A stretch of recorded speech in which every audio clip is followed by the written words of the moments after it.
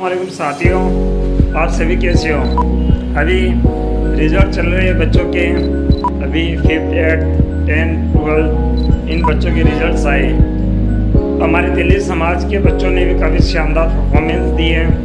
हमारे बच्चों ने भी दिखा दिया है कि हमारे समाज में भी बच्चे कोहिनूर हैं, टैलेंटेड बच्चे हैं जो अच्छे मार्क्स लेके ये साबित भी कर रहे हैं। बच्चों द्वारा अच्छे मार्क्स लाने पर हम अपने समाज के बच्चों को व्यक्तिगत रूप से या सामूहिक रूप से उनको माला पहना के उनको प्रोत्साहित करके हम उनको सम्मानित करें। लेकिन इसके आगे क्या साथियों, आगे के बारे में बात करते हुए मैं आपसे ये कहना चाहता हूँ कि हम 8th 10th 12th क्लास को तो महत्व दे रहे हैं, इतना तो हम अपने बच्चियों को पढ़ा रहे हैं, उनको इतना तो प्रोत्साहित करें, लेकिन उनके आगे के दिशा निर्देश निर्धारित नहीं कर पा रहे। उसका कारण है हम खुद स्वयं हम इतना ध्यान दे लेते हैं, लेकिन उनका आगे का रोड मैप पढ़ाई के प्रति, शिक्षा के प्रति, उनके कैरियर का हम डिसाइड नहीं कर पा रहे साथियों। जिसका मुख्य कारण ये है कि माता पिता की ये हमारे बच्चों की नौकरी तो लगनी नहीं है, मुसलमानों को तो नौकरी मिलती नहीं है, इतना कह के अपने बच्चियों की पढ़ाई अधूरी रह जाती है। मैंने व्यक्तिगत रूप से महसूस किया है जब कभी भी समाज के कुछ ऐसे बच्चियों को देखता हूँ जो 10th 12th पास आउट कर लेते हैं, लेकिन उसके बाद में पढ़ाई छोड़ देते हैं। मैंने अच्छे टैलेंटेड बच्चों को पढ़ाई छोड़ते हुए देखा। हम उसके लिए तो 10th 12th के लिए रोल मॉडल बन रहे हैं, लेकिन हम आगे की लाइफ में हमारे बच्चे क्या बने उसका रोड मैप तैयार नहीं कर पा रहे हैं। हमें हमारे समाज के बच्चियाँ पढ़ाई नहीं छोड़ें, वो अपने कैरियर में क्या बनना चाहते हैं उनके गाइडर बनना पड़ेगा, उनको आगे के लिए प्रोत्साहित करना पड़ेगा।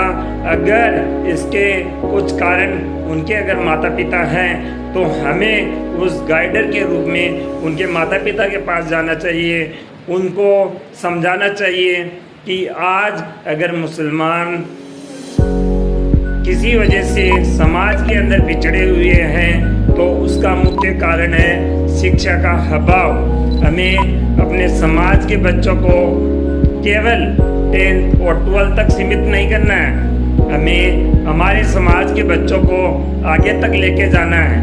हमें अपने समाज के बच्चों को जो हमारे नज़दीक है उनको हम व्यक्तिगत रूप से प्रोत्साहित करके उनके माता पिता को समझा के, या कुछ अन्य कारण, कुछ आर्थिक स्थिति या कुछ अन्य कारण हो सकते हैं, उनके उन कारणों को जान के उन बच्चों को जो टैलेंटेड है, माइंडेड है, जो आगे की लाइफ एक कैरियर के रूप में देखते, कुछ अच्छा बनना चाहते हैं, डॉक्टर बनना चाहते हैं, इंजीनियर बनना चाहते हैं,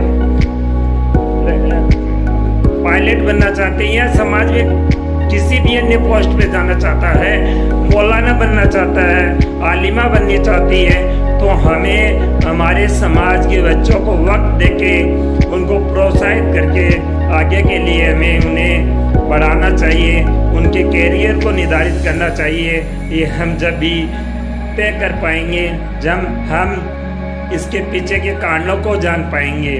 आज जब कभी भी हम ये देखते हैं, पहले ये कहा जाता था, एक तंज मारा जाता था औरतों को कि तू छोरी है क्या, तन शर्म आवे के।